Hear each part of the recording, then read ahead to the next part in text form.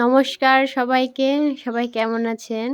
আশা করি সবাই ভালো আছেন। আজকে আমি একটা নতুন ভিডিও নিয়ে আসলাম। আমের আচার দিব তেল দিয়ে।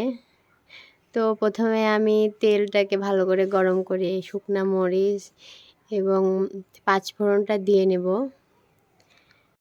তো এখন আমার পাঁচফোড়নটা ভাজা হয়ে গেছে।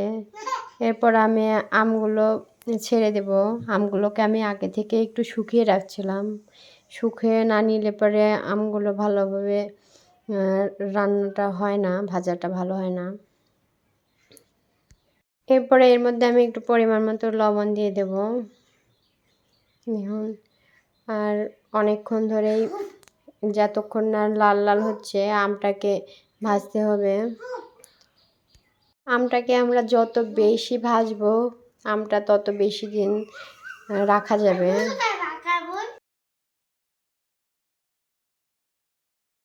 তো এই মুহূর্তে আমার আমটা ভালোভাবে ভাজা হয়ে গেছে। এখন আমি মশলাটা দিয়ে দেব। এখানে অনেক ধরনের মশলা এক জায়গায় করে বাটনা করে রাখছি।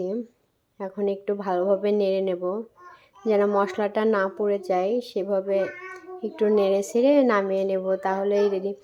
আর এদিকে আমার মেয়েটা বলতেছিল, মা আমাকে একটু আচার দাও, আমাকে একটু আচার দাও।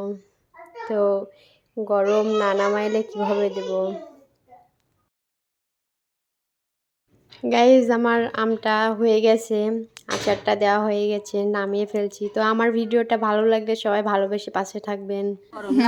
তো আমি ভাবলাম একটু আমটা খেয়ে দেখি কেমন লাগলো।